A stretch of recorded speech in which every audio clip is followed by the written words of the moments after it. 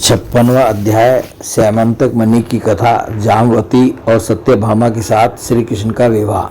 श्री सुखदेव जी कहते हैं, परीक्षित, सत्राजित ने श्री कृष्ण को झूठा कलंक लगाया था। फिर उस अपराध का मार्जन करने के लिए उसने स्वयं स्यमंतक मणि सहित अपनी कन्या सत्यभामा भगवान श्री कृष्ण को सौंप दी। राजा परीक्षित ने पूछा, भगवान सत्राजित ने भगवान श्री कृष्ण का क्या अपराध किया था? उसे स्यमंतक मणि कहाँ से मिली और उसने अपनी कन्या उन्हें क्यों दी?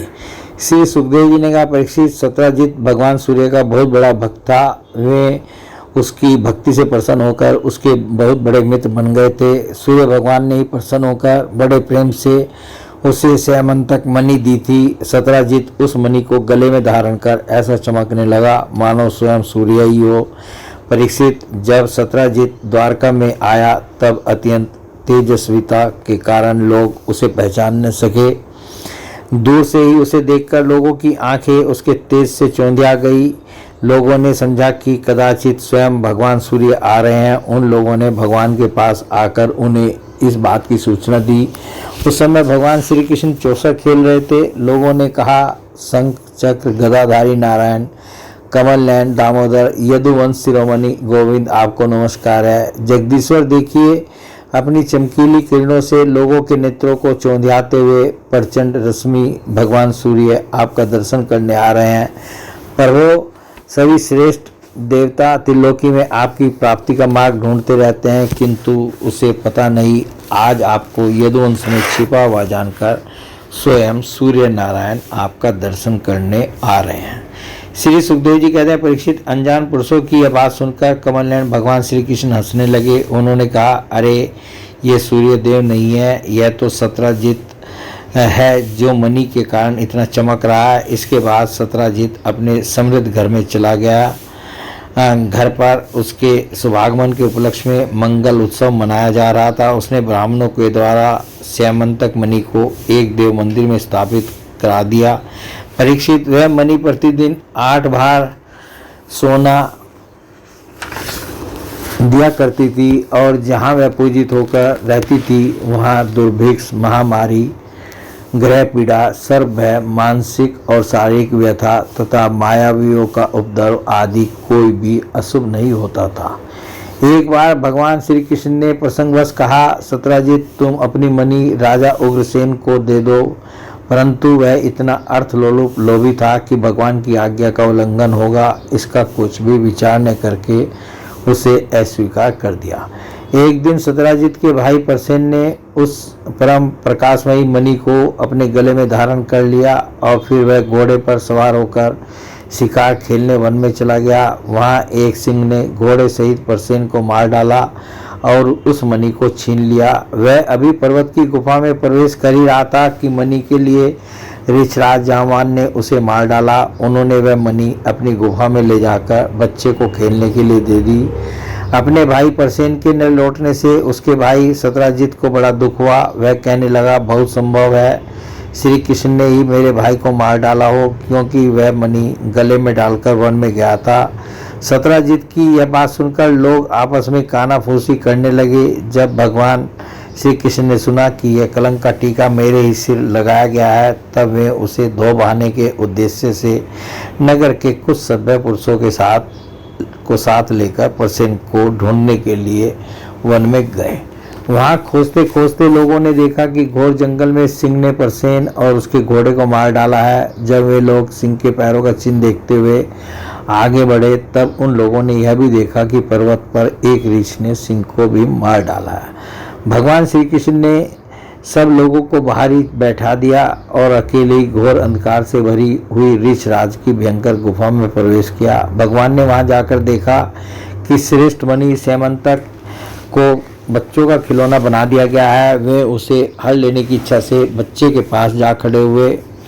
उस गुफा में एक अपरिचित मनुष्य को देखकर बच्चे की धाय भयभीत की भांति चिल्ला उठी। उसकी चिल्लाहट सुनकर परम बली ऋषराज जामवान क्रोधित होकर वहां दौड़ आए।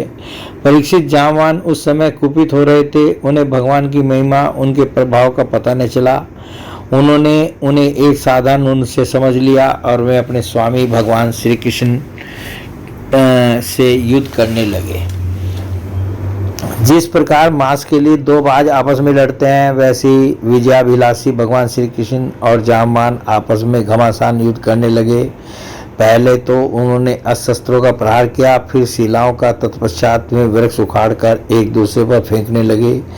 अंत में उनमें भावु युद्ध होने लगा। परीक्षित वज्र प्रहार के समान कठोर घोंसों से आपस में वे 28 दिन तक बिना विश्राम किए दिन रात लड़ते रहे। अंत में भगवान श्री कृष्ण के घूंसों की चोट से जामवान के शरीर की एक एक गांठ फूट गई।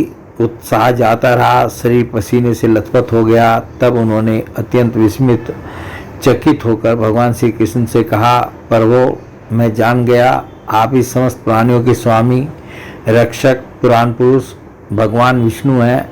आप ही सबके प्राण, इंद्रिय बल, मनोबल और शरीर बल हैं। आप विश्व के रचयिता, ब्रह्मा आदि को भी बनाने वाले हैं। बनाए हुए पदार्थों में भी सत्तर रूप से आप ही विराजमान हैं। काल के जितने भी अवयव हैं, उनके नियामक परम काल भी आप ही हैं। और शरीर भेद से भिन्न भिन्न प्रतीयमान अंतरात्माओं के परम आत्मा भी आप ही हैं। प्रभो, मुझे स्मरण है कि आपने अपने नेत्रों से तनिक सा क्रोध का भाव लेकर तिरछी दृष्टि से समुद्र की ओर देखा था। उस समय समुद्र के अंदर रहने वाले बड़े बड़े नाग, घड़ियाल और मगरमच्छ क्षुब्ध हो गए थे और समुद्र ने आपको मार्ग दे दिया था। तब आपने उस पर सेतु बांधकर सुंदर यश की स्थापना की तथा लंका का विध्वंस किया। आपके बाणों से कट कट कर राक्षसों के सिर पृथ्वी पर लौट रहे थे। अवश्य ही आप मेरे वे ही राम जी श्री कृष्ण के रूप में आए हैं। परीक्षित, जब ऋषराज जामवान ने भगवान को पहचान लिया, तब कमलनयन श्री कृष्ण ने अपने परम कल्याणकारी शीतल कर कमल को उनके शरीर पर फेर दिया और फिर अहूत की कृपा से भरकर प्रेम गंभीर वाणी से अपने भक्त जामवान जी से कहा, ऋषराज, हम मणि के लिए ही तुम्हारी इस गुफा में आए हैं। इस मणि के द्वारा मैं अपने पर लगे झूठे कलंक को मिटाना चाहता हूँ। भगवान के ऐसा कहने पर जामवान ने बड़े आनंद से उनकी पूजा करने के लिए अपनी कन्या कुमारी जामवती को मणि के साथ उनके चरणों में समर्पित कर दिया। भगवान श्री कृष्ण जिन लोगों को गुफा के बाहर छोड़ गए थे, उन्होंने 12 दिन तक उनकी प्रतीक्षा की, परंतु जब उन्होंने देखा कि अब तक वे गुफा से नहीं निकले, तब वे अत्यंत दुखी होकर द्वारका को लौट आ गए। वहाँ जब माता देवकी, रुक्मणी, वसुदेव जी तथा अन्य संबंधियों और कुटुंबियों को यह मालूम हुआ कि श्री कृष्ण गुफा में से नहीं निकले, तब उन्हें बड़ा शोक हुआ। सभी द्वारकावासी अत्यंत दुखित होकर सत्यजित को भला बुरा कहने लगे और भगवान श्री कृष्ण की प्राप्ति के लिए महामाया दुर्गा देवी की शरण में गए। उनकी उपासना करने लगे। उनकी उपासना से दुर्गा देवी प्रसन्न हुई और उन्होंने आशीर्वाद दिया। उसी समय उनके बीच में मणि और अपनी नववधू जामवती के साथ सफल मनोरथ होकर श्री कृष्ण सबको प्रसन्न करते हुए प्रकट हो गए। सभी द्वारकावासी भगवान श्री कृष्ण को पत्नी के साथ और गले में मणि धारण किए हुए देखकर परमानंद में मग्न हो गए, मानो कोई मरकर लौट आया हो।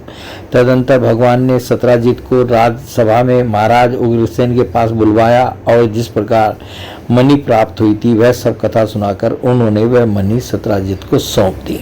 सत्यजित अत्यंत लज्जित हो गया। मणि तो उसने ले ली, परंतु उसका मुंह नीचे की ओर लटक गया। अपने अपराध पर उसे बड़ा पश्चाताप हो रहा था। किसी प्रकार वह अपने घर पहुंचा। उसके मन की आंखों के समान सामने निरंतर अपना अपराध नाचता रहता। बलवान के साथ विरोध करने के कारण वह भयभीत भी हो गया था। अब वह यही सोचता रहता कि मैं अपने अपराध का मार्जन कैसे करूं, मुझ पर भगवान श्री कृष्ण कैसे प्रसन्न हो, मैं ऐसा कौन सा काम करूं जिससे मेरा कल्याण हो और लोग मुझे कोसे नहीं। सचमुच मैं एर दूरदर्शी क्षुद्र हूँ।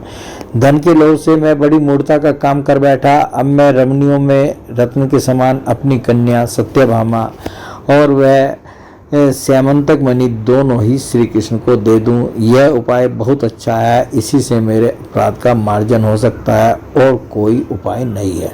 सत्यजित ने अपनी विवेक बुद्धि से ऐसा निश्चय करके स्वयं ही इसके लिए उद्योग किया और अपनी कन्या तथा स्यमंतक मणि दोनों ही ले जाकर श्री कृष्ण को अर्पण कर दी। सत्यभामा शील, स्वभाव, सुंदरता, उदारता आदि सद्गुणों से संपन्न बहुत से लोग चाहते थे कि सत्यभामा हमें मिले और उन लोगों ने उन्हें मांगा भी था, परंतु अब भगवान श्री कृष्ण ने विधि पूर्वक उनका पानी ग्रहण किया। परीक्षित, भगवान श्री कृष्ण ने सत्यजित से कहा, हम स्यमंतक मणि न लेंगे, आप सूर्य भगवान के भक्त हैं, इसलिए वह आपके पास ही रहे। हम तो केवल उसके फल के अर्थात उससे निकले हुए सोने के अधिकारी हैं, वही आप हमें दे दिया करें। बोले भगवान श्री कृष्ण की जय।